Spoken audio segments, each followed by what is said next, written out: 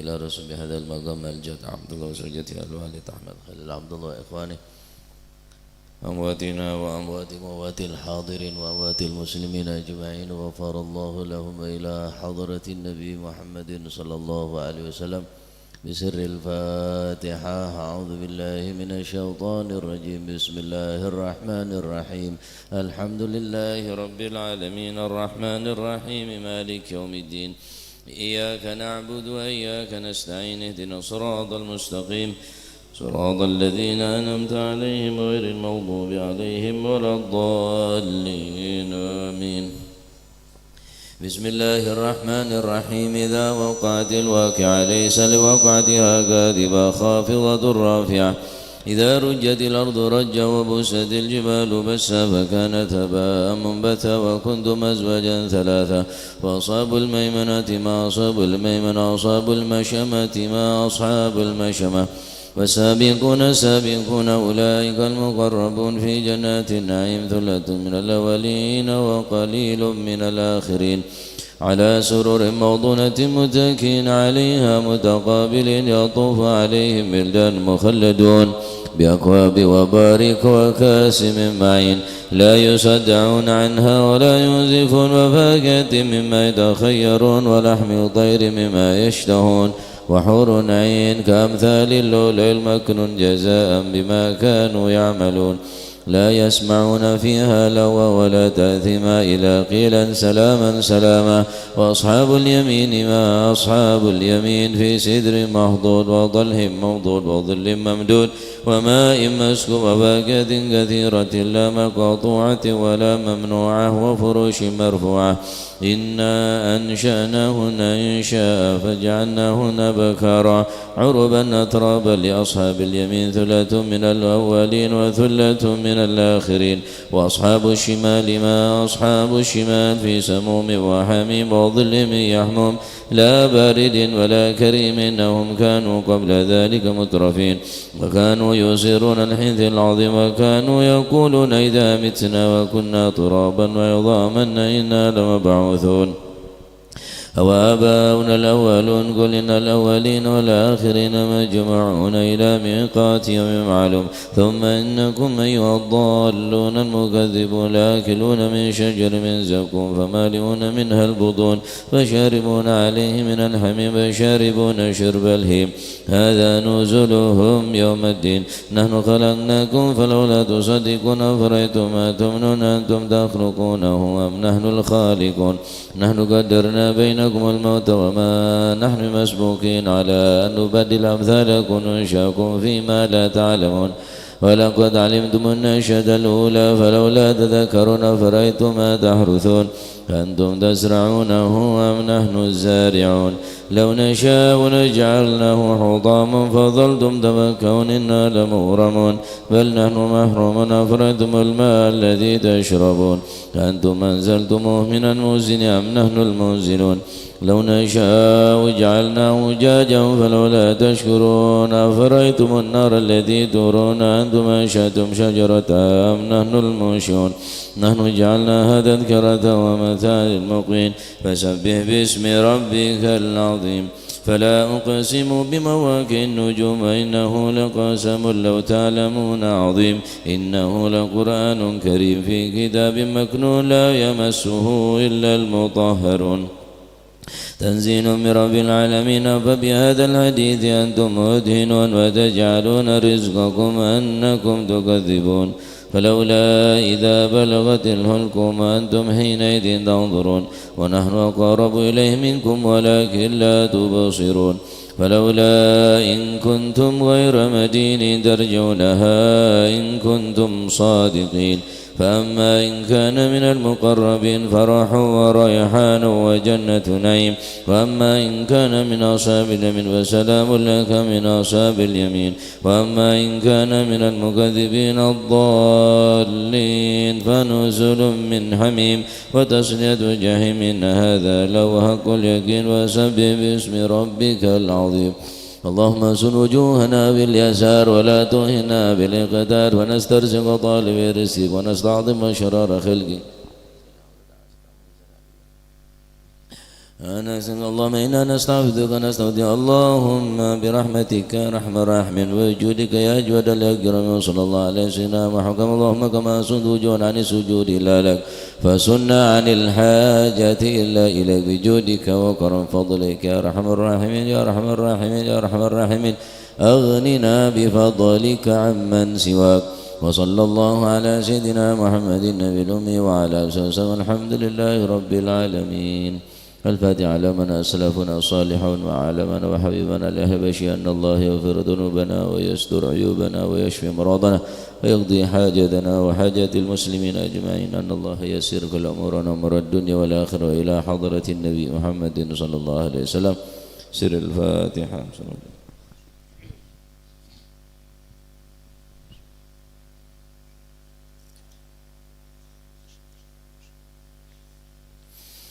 يا ربي صل على محمد شرف بدر في الكون أشراق. يا ربي صل على محمد يا ربي صل عليه وسلم. يا ربي صل على محمد أكرم داع يدعو إلى الحق. يا ربي صل على محمد صل عليه وسلم. يا ربي صل على محمد المصطفى الصادق المصدق.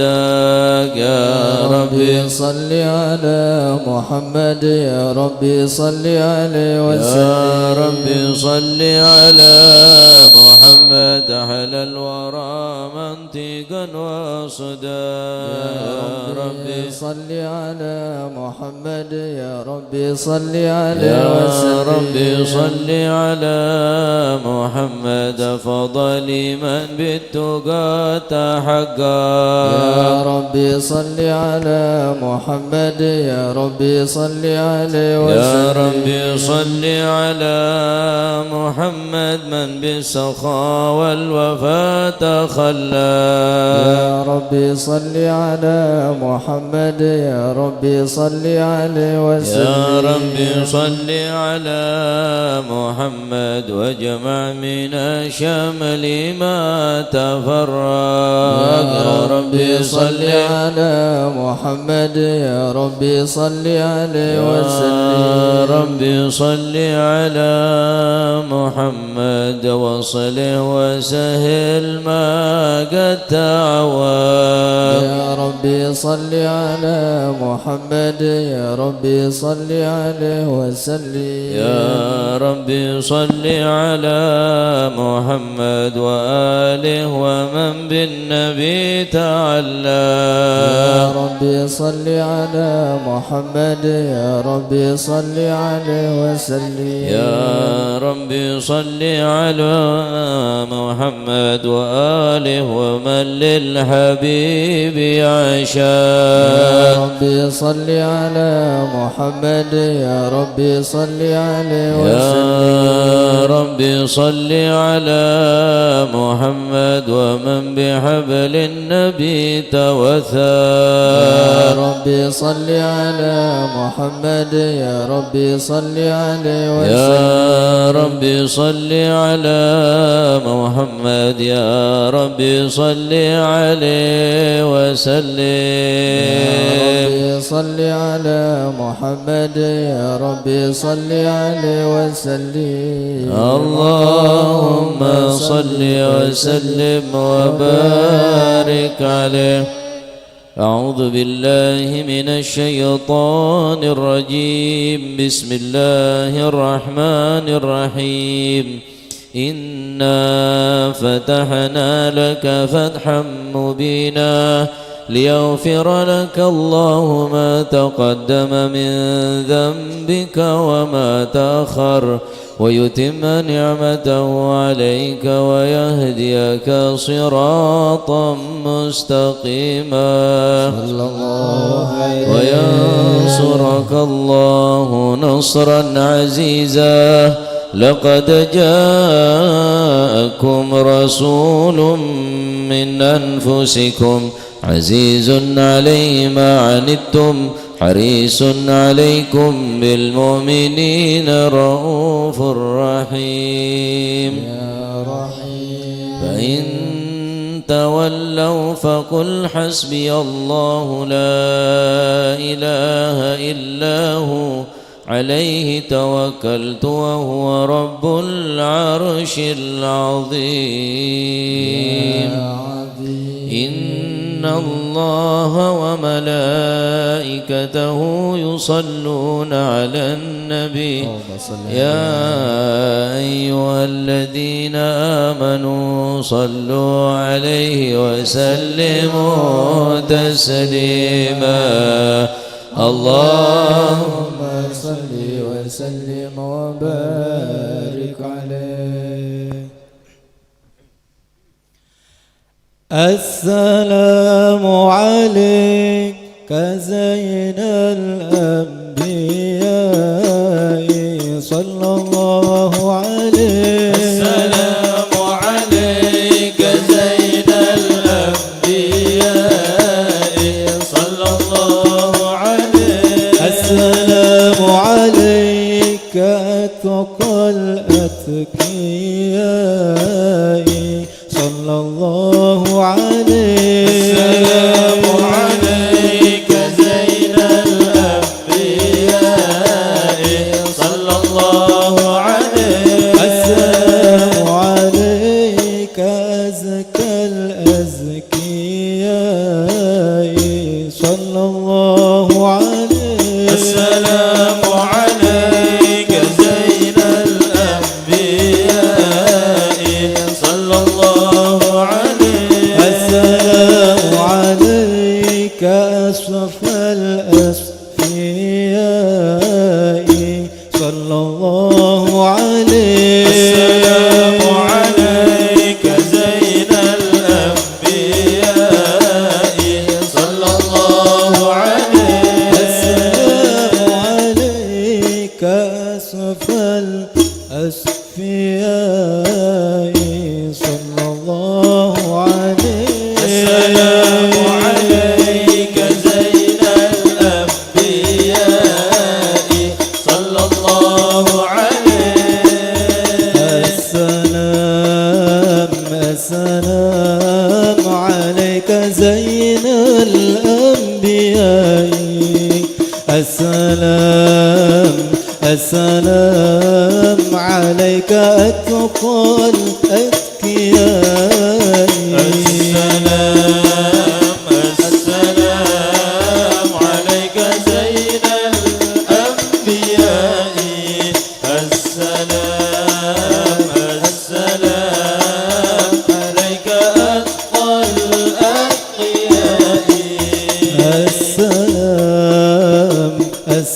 السلام عليك من رب السماء. السلام عليك دائم بلا انقضاء. السلام عليك زين الأنبياء. السلام عليك أتقى الأتقياء. السلام عليك زين الأنبياء. السلام عليك أتقى الأتقياء. السلام عليك زين الأنبياء. السلام عليك أتقى الأتقياء. السلام عليك زين الأنبياء.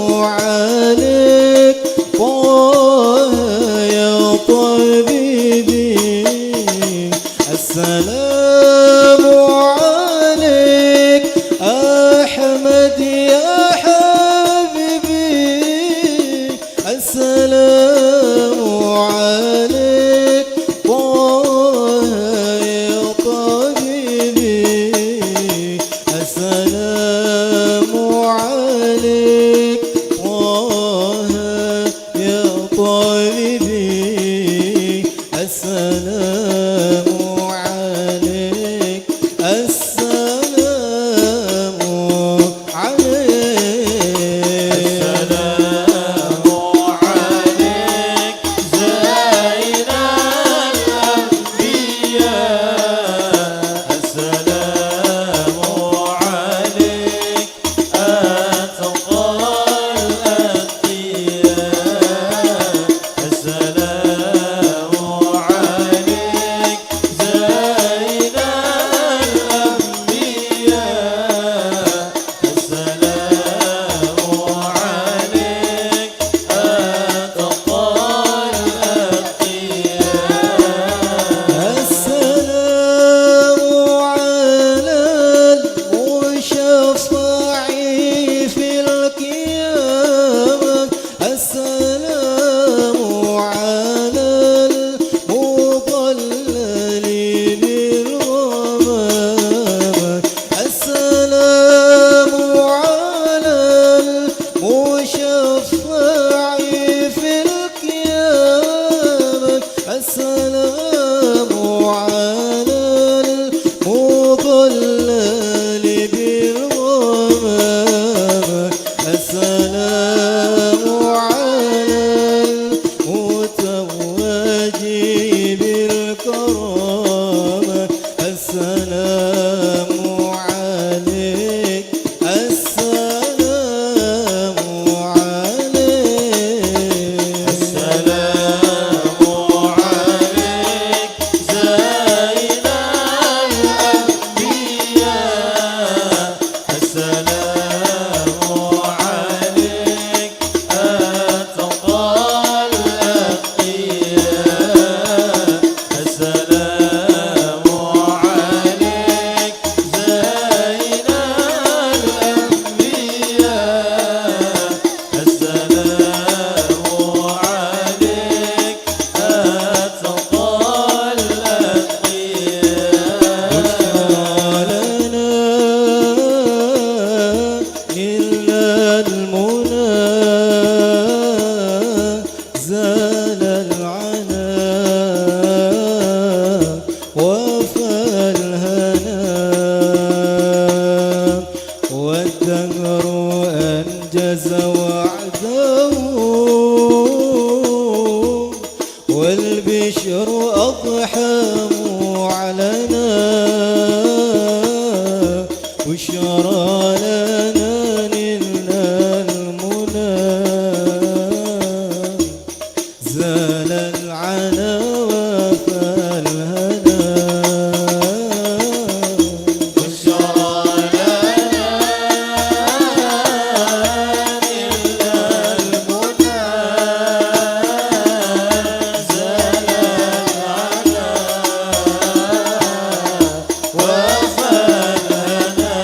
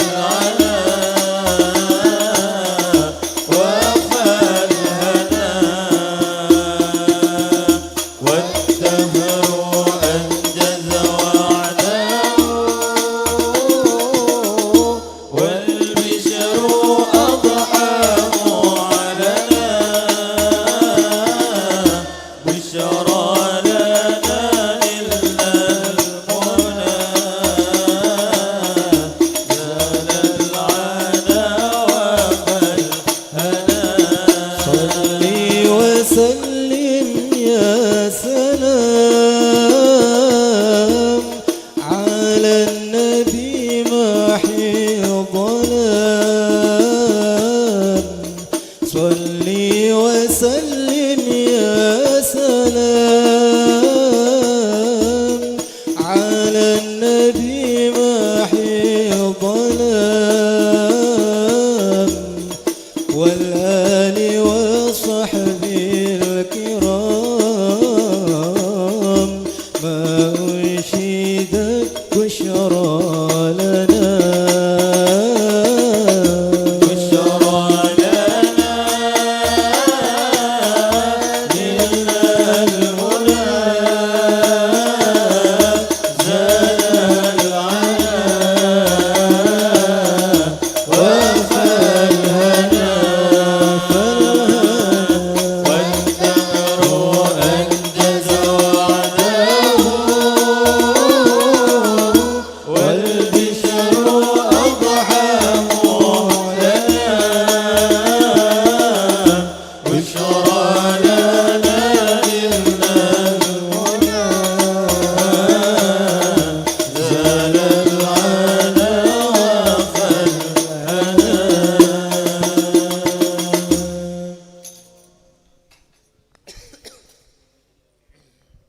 اللهم صل وسلم وبارك عليه وعلى آله.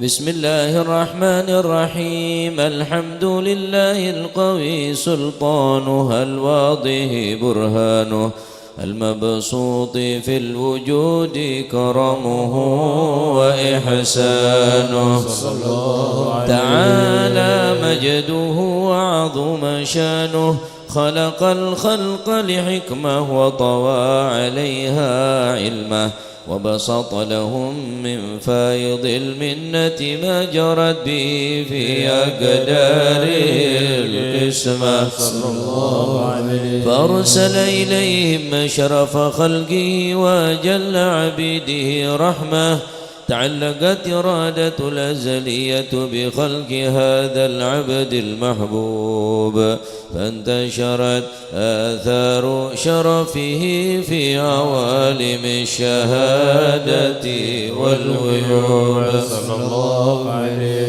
فما جل هذا المن الذي تكرم به المنان وما أعظم هذا الفضل الذي برز من حضرة الإحسان صورة كاملة ظهرت في هيكل محمود فتعطرت بوجودها كناف الوجود وطرزت برد العوالم بطراز التكريم اللهم صل وسلم أشرف الصلاة والتسليم على سيدنا ونبينا محمد الرؤوف الرحيم اللهم صل وسلم وبارك اللهم صل وسلم وبارك عليه وعلى آله تجلى الحق في عالم قدسه الواسع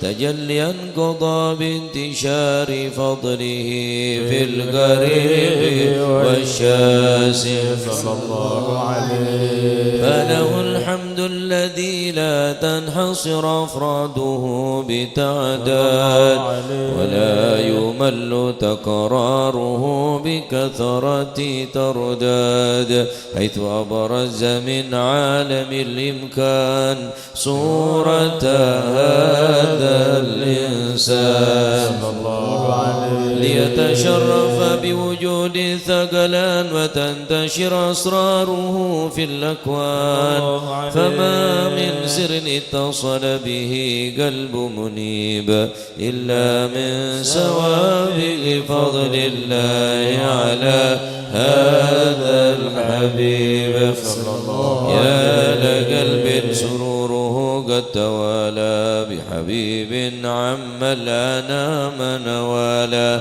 جل من شرف الوجود بنور غمر الكون بهجة وجمالا قد ترقى في الحسن على مقام وتناهى في مجده وتعالى نهضته العيون فيما اجتلته بشرا كاملا يزيغ الضلالا وهو من فوق علم ما كثرة رفعة في شؤونه وكمالا سبحان الذي أبرز من حضرة الامتنان ما يعجز عن وصفه اللسان ويحار في تعكل معانيه الجلال صلى الله عليه انتشر منه في عالم البطون والظهور ما ملأ الوجود الخلقي نور فتبارك الله من إله كريم بشرتنا آياته في الذكر الحكيم ببشارة لقد جاءكم رسول من أنفسكم عزيز عليه ما عنتم حريص عليكم بالمؤمنين رؤوف رحيم فمن فاجت هذه البشارة وتلقاها بقلب سليم فقد هدي إلى صراط مستقيم اللهم صل وسلم أشرف الصلاة والتسليم على سيدنا ونبينا محمد الرؤوف الرحيم اللهم صل وسلم وبارك عليه اللهم صل وسلم وبارك عليه وأشهد أن لا إله إلا الله وحده لا شريك له شهادة تعرب بها اللسان عما تضمنه الجنان من التصديق بها والإذعان صلى الله عليه تثبت بها في الصدور من الإيمان قواعد وتلوح على أهل اليقين من سر ذلك الإذعان وتصديق شواهد صلى الله عليه وأشهد أن سيدنا محمد العبد الصادق في قوله وفعله والمبلغ عن الله ما أمره بتبليغه لخلقه من فرده ونفله عبد أرسله الله للعالمين بشيرا ونذيرا صلى الله عليه فبلغ الرسالة وأدى الأمانة وهدى الله به من الأمة بشرا كثيرا فكان في ظلمة الجهل للمستبصرين سراجا وقمرا منيرا صلى الله عليه فما أعظم من منة تكرم الله بها على البشر وما أوسع من نعمة انتشر سرها في البحر والبر اللهم صل وسلم بأجل الصلوات وأجمعها وأزكى التحيات وأوسعها على هذا العبد الذي وفى بحق العبودية صلى الله عليه وبرز فيها في قلعة الكمال وقام بحق الربوبية في مواتن الخدمات لله وأقبى عليه غاية الإقبال صلى الله عليه صلاة يتسر بها روح المصلي عليه به فينبسط في قلبي نور سر تعلقه به وحبه ويكتب بها بعناية الله في حسبه وعلى آله وصحبه الذين ارتقوا صهوة المجد بقربه صلى الله عليه فتفيأوا ظلال أشرف الأصل بودي وحبي ما عطر الأكوان بنشر ذكراهم نسيم اللهم صل وسلم أشرف الصلاة والتسليم على سيدنا ونبينا محمد الرؤوف الرحيم اللهم صل وسلم وبارك عليه.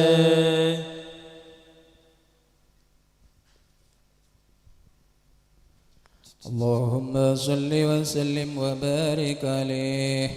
أما بعد، فلما تعلقت إرادة الله في العلم القديم بدور أسرار التخصيص للبشر الكريم بالتقديم والتكريم، نفذت القدرة الباهرة بالنعمة الواسعة والمنة الغامرة، فانفلقت بيتة التصوير في العالم المطلق الكبير عن جمال مشهود بالعين، حاول لوصف الكمال المطلق والحسن التام والزين، فتنقل ذلك الجمال الميمون في الأصلاب الكريمة والبطون، فما من صلب ضمه إلا وتمت عليه من الله النعمة، فهو القمر التام الذي يتنقل في بروجه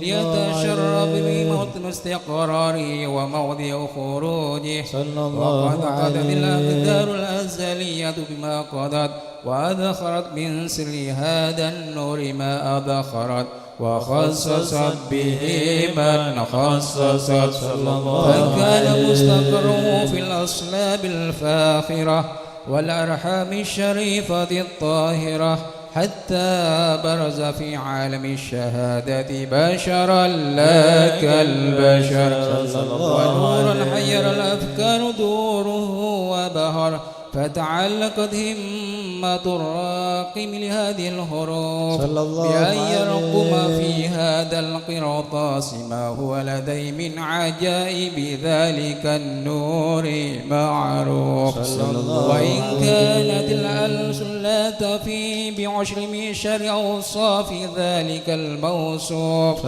تشويقا للسامعين من خواص المؤمنين، وترويحا للمتعلقين بهذا النور المبين، وإلا فألا تعرب الأكلام عن شؤون خير الأنام، ولكن هزني إلى تدوين ما خفته من سر أشرف المخلوقين، وما أكرمه الله به في مولده من الفضل الذي عم العالمين، وباقرت رايته في الكون منشورة على مر الأيام والشهور والسنين، داعي التعلق بهذه الحضرة الكريمة ولائج التشوق إلى السامع أوصافها العظيمة، ولعل الله ينفع به المتكلم والسامع فيدخلني في شفاعة هذا النبي الشافي،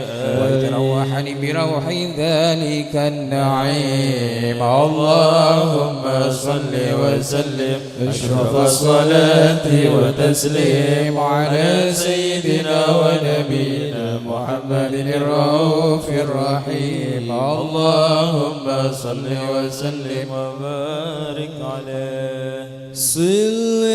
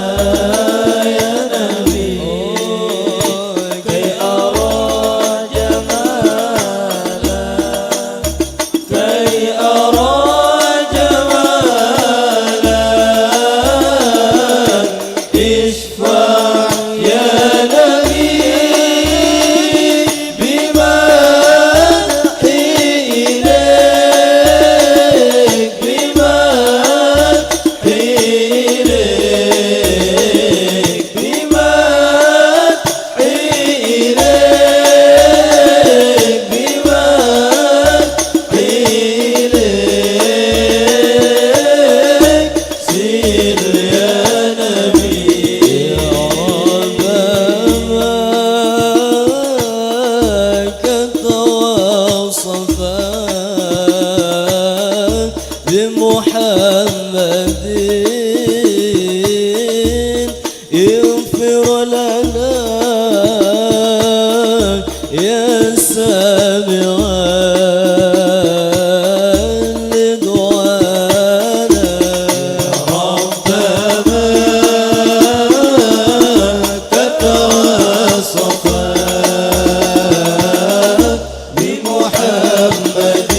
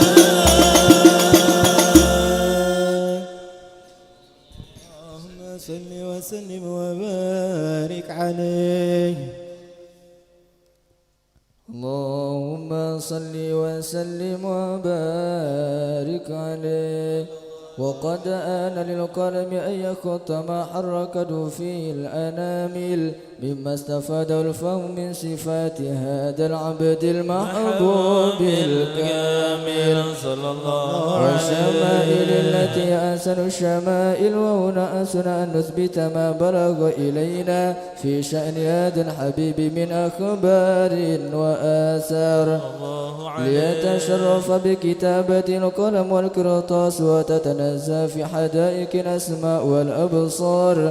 وقد بلغنا في الأحاديث المشهورة أن أول شيء خلقه الله هو النور المودع في هذه السورة.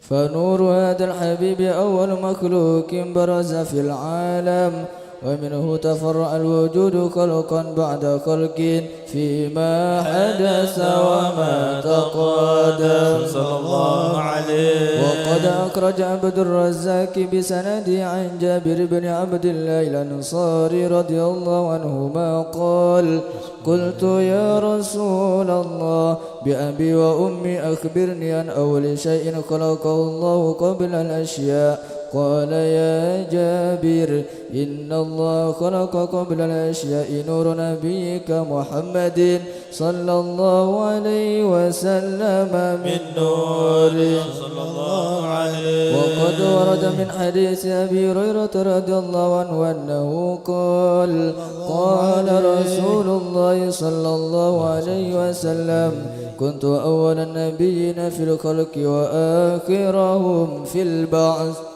وقد تعدت الروايات بأنه أول خلق وجودا وأشرفهم مولودا.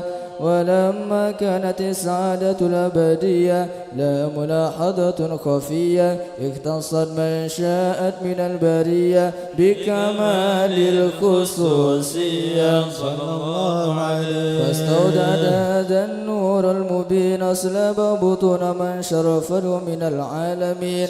فتنقل هذا النور من صلب آدم ونوح وإبراهيم عليه السلام حتى وصلت يد العلم القديم إلى من خصصته بتكريم أبيه الكريم عبد الله بن عبد المطلب ذي القدر العظيم، وأمي التي هي في المخاوف آمنة السيدة الكريمة آمنة. فتلقوا صلب عبد الله فألقوا إلى بطنها صلى الله عليه. فضم الأنشاء بمعونة الله محافظة على حق هذه الدرة وصونها، فحمله برعاية الله كما ورد عنها حملا خفيفا لا تجد له ثقلا صلى الله عليه. ولا تشكو منه ألما ولا إللا حتى مر الشهر بعد شهر من حملي وقرب وقت بروزي إلى عالم شهادة لتنبسط على أهل هذا العالم فيوضات فضلي وتنتشر في آثار مجدي الصميم. اللهم صل وسلم أشرف الصلاة وتسليم على سيدنا ونبينا محمد الرؤوف الرحيم. اللهم صل وسلم وبارك عليه. النبي صلوا عليه صلوات الله عليه وينال البركة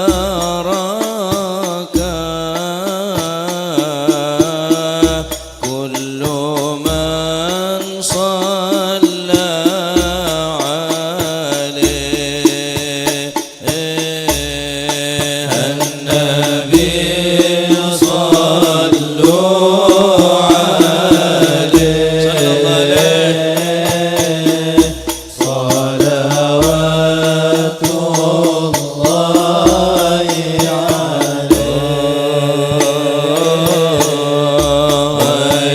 وينال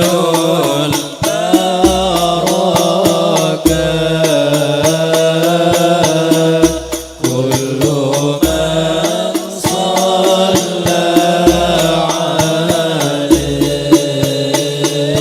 عليه. النبي يا حاضرين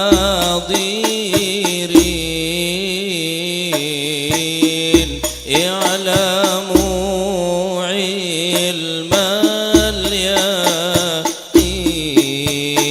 اليقين. النبي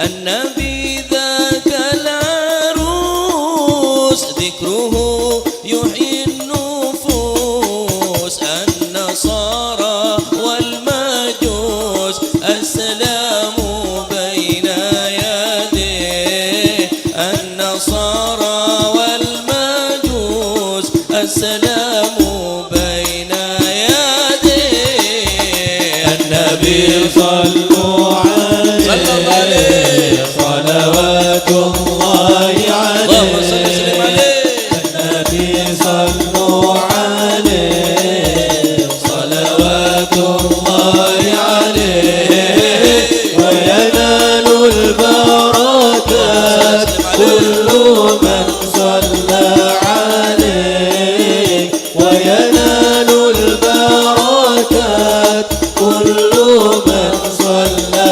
عليه الحسن ثم الحسين للنبي قرة العين الحسن ثم الحسين للنبي قرة العين نورهم كالكوكب جدهم صلوا عليه نورهم كالكوكب جدهم صلوا عليه النبي صلوا عليه صلوات الله عليه النبي صلوا عليه صلوات الله عليه وينال البركات كل من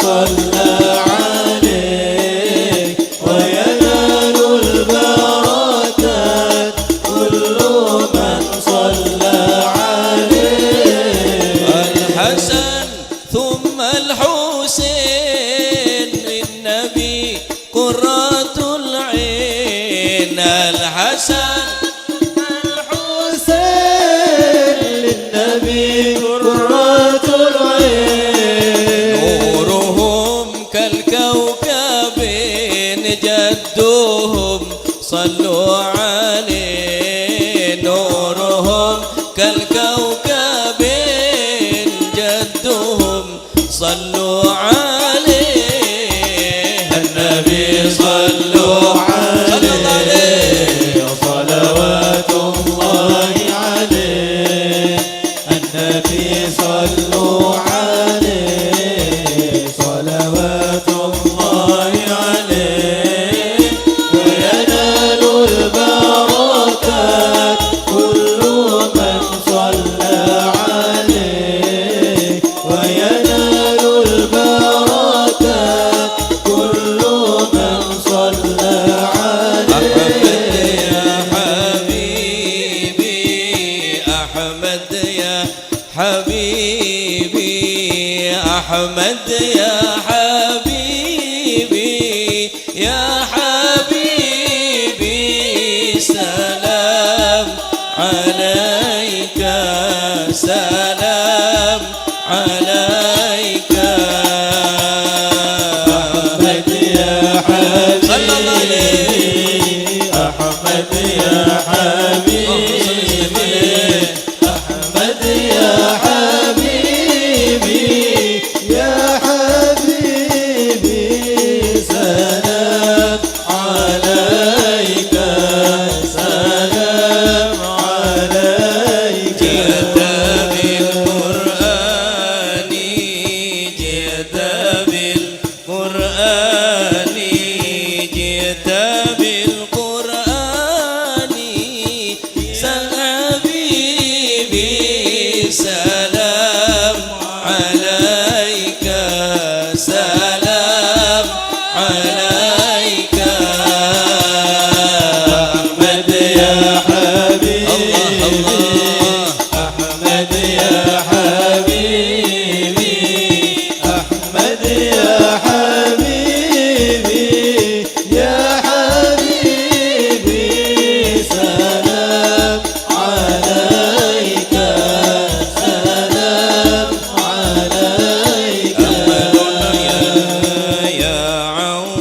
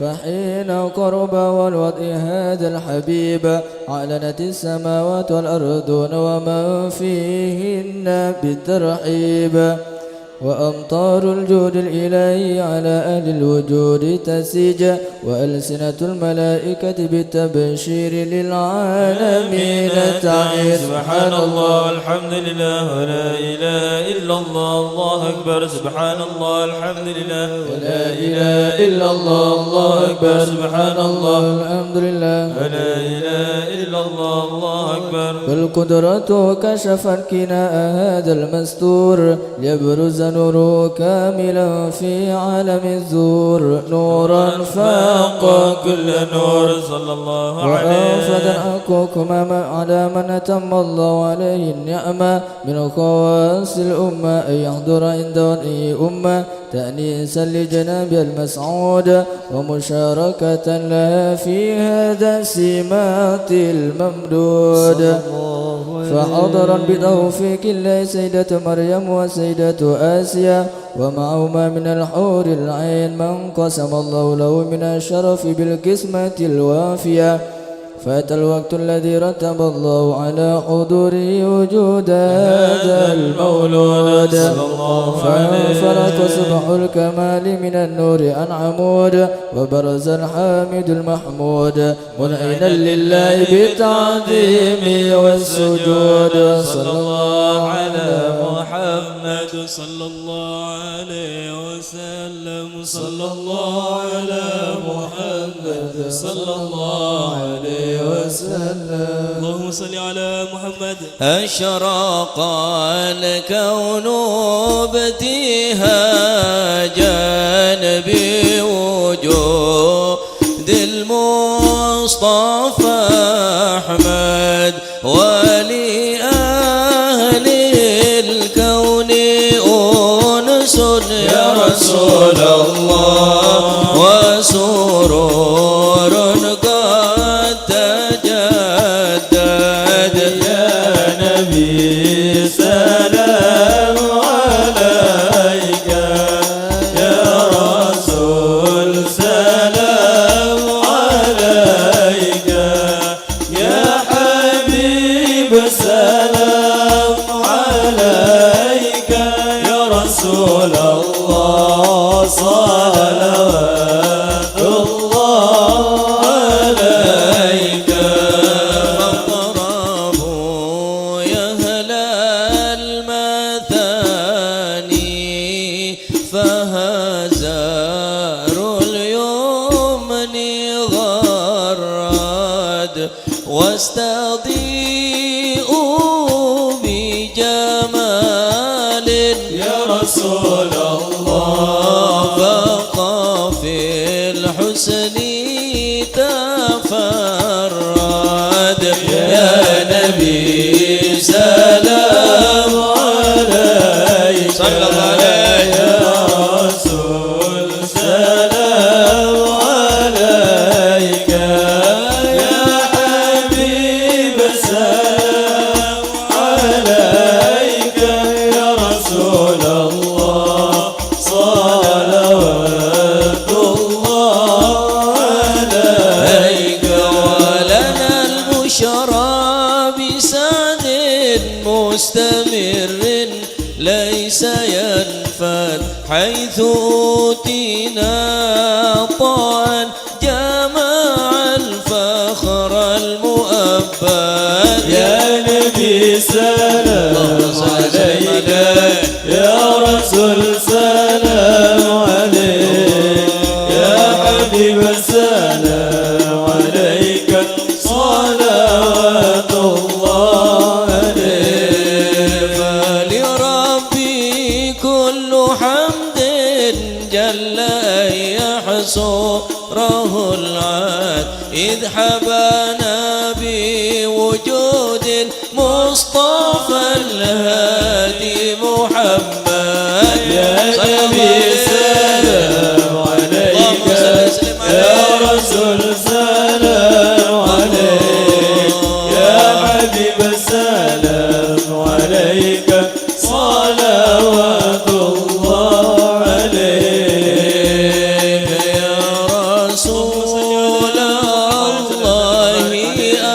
أهلا بك إنا بك نسعد وبجاهه يا إلهي جد وبلغ كل ما قصد طلع الأمين يا رب علينا من ثنيات الوداع وجب الشكر علينا فدعا للينا واهدنا نهج سبيله كي به نسعد ونرشد رب بلغنا بجاهه في جواره خير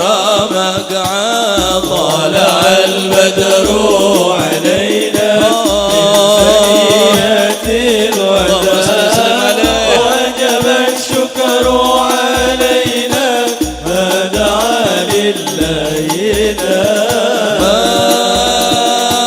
مرحبا يا مرحبا يا نور العين مرحبا جد الحسين مرحبا مرحبا مرحبا يا مرحبا يا نور العين مرحبا جد الحسين مرحبا مرحبا واكرم الأرواح منا واكرم الأرواح منا بلقاء الله مرحبا يا الله آمين. مرحبا يا مرحبا يا نور العين مرحبا جد الحسين مرحبا مرحبا صلاة الله تغشى أشرف الرسل محمد وسلام مستمر كل حين يتجدد. يا نبي سلام عليك يا رسول سلام عليك يا حبيب سلام عليك صلوات الله عليك. صلوا على النبي محمد.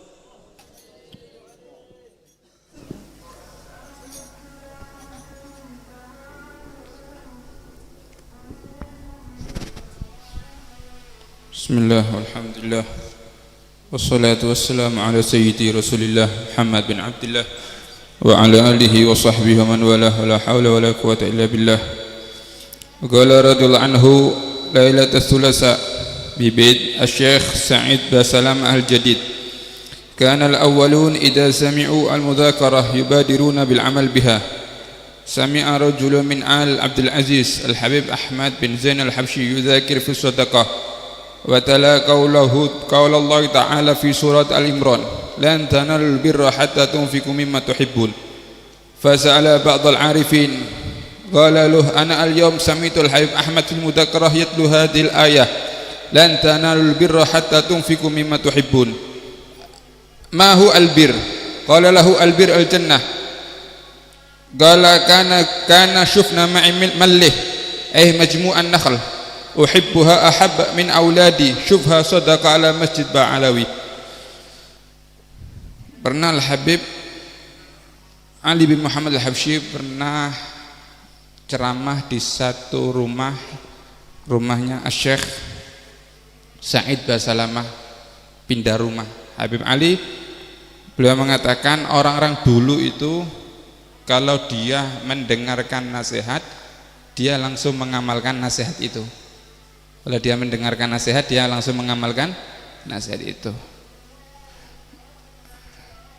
Ada satu orang pemuda dari golongan Al Abdul Aziz pernah mendengar ceramahnya Al Habib Ahmad bin Zain Al Habsyi tentang menerangkan sedekah. Al Habib Ahmad Habib Ahmad terangkan tentang sedekah, membawakan ayat lan tanalul birra hatta tunfiqu mimma tuhibbun. Tidak akan mendapatkan kebaikan kecuali dia menginfakkan harta yang dia cintai. Akhirnya dia tanya pemuda ini, apa albir itu? Kebaikan itu apa? Akhirnya ada satu ulama menjawab, kebaikan itu yang dimaksud adalah al-jannah. Tidak akan mendapatkan surga kecuali dia menginfakkan apa yang dia cintai. Akhirnya pemuda itu mensodakokan kebun kurmanya untuk diserahkan kepada Masjid Ba'alawi yang ada di Tarim. Oke, jadi kalau termasuk panjenengan kepingin surga, ya sodako sing panjenengan paling cintai. Gila, napa panjenengan montor, waduh. Panjenengan sodako montor, beb, undangan melaku moro nggih. Apa sing paling sampeyan cintai napa? Oh, kalau paling cinta sepeda motor, ya lak kepingin surga ya sodako sepeda motor. Nah, ini kelas-kelas khusus ya, kelas-kelas khusus. Ada Al-Habib Abdullah bin Umar bin Yahya itu dulu beliau berdakwah, akhirnya ada orang yang ngasih uang 100,000 girish, 100,000 girish atau 100,000 dolar, selelean 100,000 dolar ya. Gak lama beliau meninggal, tidak lama setelah dari beliau berdakwah beliau meninggal, ternyata tarikahnya, warisannya cuma sisa 40 girish. Jadi semua itu disedekahkan, sisanya 40 giris. Yalah Habib Umar siji maning sean. Mesti tak pilih dhisik iki. Kadang-kadang berkati tak pilih kiraku. Lah enak mlebu omah, lah gak enak gak mlebu omah. Kadang dadi wali apa ya. Allah. Aduh, Pak. Jauh ya. Mana qasa malun min sadaqah bal yazdad. Orang yang sedekah itu tidak akan kurang, bahkan bertambah. Yang penting kuat-kuatan iman. Yakin ndak tambah apa ndak? Lah gak yakin gak akan tambah. Tapi kalau kuat-kuatan iman, orang yang sedekah tidak akan melarat, ndak mungkin melarat, ndak mungkin, bahkan tambah. Boten wonten sobung ceretan nah orang sugih sing ahli sedekah melarat sobung. Orang sugih sing ahli togel melarat biasanya. Tapi orang sugih sing ahli sedekah melarat sobung. Ya Hasanis do gini. Orang kalau sedekah 1 biasanya dilipat gandakan 10.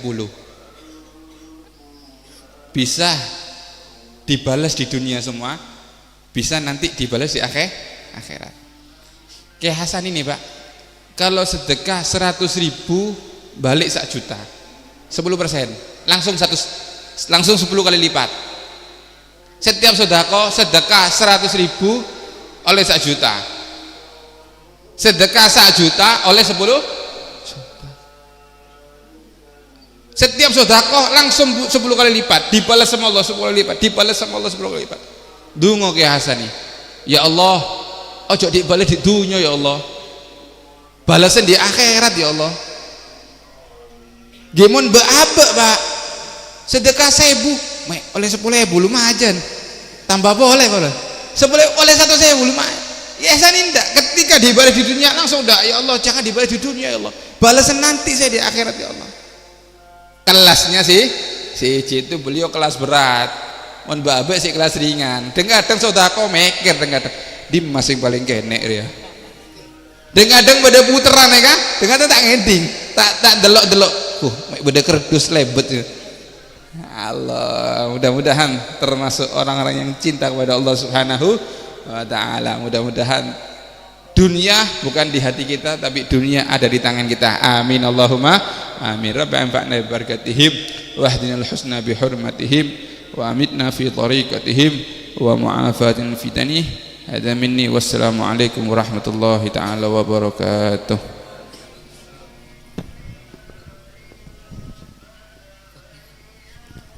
Bismillahirrahmanirrahim. Alhamdulillahirabbil alamin hamdan yuafi ni'amahu yukafi mazidah. Ya Rabbana lakal hamdu kama yanbaghi li jalali wajhika wa 'azimi sultanik. Allahumma salli wa sallim ala sayyidina Muhammadin fil awwalin. Allahumma salli wa sallim ala sayyidina Muhammadin fil akhirin. Allahumma salli wa sallim ala sayyidina Muhammadin fi kulli waqtin wa hin. Allahumma salli wa sallim ala sayyidina Muhammadin fil mala'il a'la ila yaumiddin. Allahumma salli wa sallim ala sayyidina Muhammadin wa ala alihi wa sahbihi ajma'in.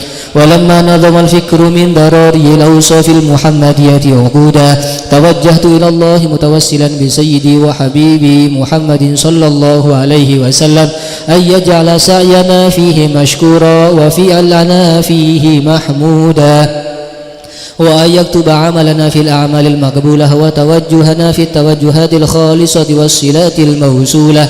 اللهم يا من إليه تتوجه الآمال فتعود ظافرة وعلى باب عزته تحط الرحال فتغشاها منه الفيوضات الغامرة. نتوجه إليك بأشرف الوسائل لديك سيد المرسلين عبدك الصادق الأمين سيدنا محمد الذي عمت رسالته العالمين أن تصلي وتسلم على تلك الذات الكاملة مستودع أمانتك وحفيظ سرك وحامل راية دعوتك الشاملة الأب الأكبر المحبوب لك والمخصص بالشرف الأفخر في كل موطن من مواطن القرب ومظهر قاسم إمدادك في عبادك وساقي كؤوس إرشادك لأهل ودادك سيد الكونين وأشرف الثقلين العبد المحبوب الخالص المخصوص منك بأجل الخصائص. اللهم صل وسلم عليه وعلى آله وأصحابه وأهل حضرة اقترابه من أحبابه. اللهم إنا نقدم إليك جاه هذا النبي الكريم ونتوسل إليك بشرف مقامه العظيم أن تلاحظنا في حركاتنا وسكناتنا بعين عنايتك وأن تحفظنا في جميع أدوارنا وتقلباتنا بجميل رعايتك وحصين وقايتك وأن تبلغنا من شرف القرب إليك وإلى هذا الحبيب غاية آمالنا وتتقبل منا ما تحركنا فيه من نياتنا وأعمالنا وتجعلنا في حضرة هذا الحبيب من الحاضرين وفي طرائق اتباعه من السالكين ولحقك وحقه من المؤدين ولعهدك من الحافظين. اللهم إن لنا أطمعا في رحمتك الخاصة فلا تحرمنا ودنونا جميلة هي وسيلتنا إليك فلا تخيبنا. آمنا بك وبرسولك وما جاء به من الدين وتوجهنا به إليك مستشفعين أن تقابل المذنب منا بالغفران والمسيء بالإحسان والسائل بما سأل والمؤمل بما أمل وأن تجعلنا ممن نصر هذا الحبيب ووازره وواله وظاهره وعم ببركته وشرف وجهاته أولادنا ووالدينا وأهل قطرنا ووادينا وجميع المسلمين والمسلمات والمؤمنين والمؤمنات في جميع الجهات وأدم راية الدين القوي في جميع الأقدار منشورة ومعالم الإسلام والإيمان بأهلها معمورة معنى وسورة. واكشف اللهم كربة المكروبين واقضي دين المدينين واغفر للمذنبين وتقبل توبة التائبين وانشر رحمتك على عبادك المؤمنين أجمعين واكفي شر المعتدين والظالمين وابسط العدل بولد الحق في جميع النواحي والأقطار وأيدهم بتأييد من عندك ونصر على المعاندين من المنافقين والكفار واجعلنا يا رب في الحصن الحصين من جميع البلايا واجعلنا يا رب في الحصن الحصين من جميع البلايا واجعلنا يا رب في الحصن الحصين من جميع البلايا وفي الحرز المكين من الذنوب والخطايا وأعدنا في العمل بطاعتك والصدق في خدمتك قائمين وإذا توفيتنا فتوفنا مسلمين مؤمنين واختم لنا منك بخير أجمعين وصلي وسلم على هذا الحبيب المحبوب للأجسام والأرواح والقلوب وعلى آله وصحبه ومن إليه منسوب وآخر دعوانا الحمد لله رب العالمين سبحان ربك رب العزة عما يصفون وسلام على المرسلين الحمد لله رب العالمين بسر الفاتحة.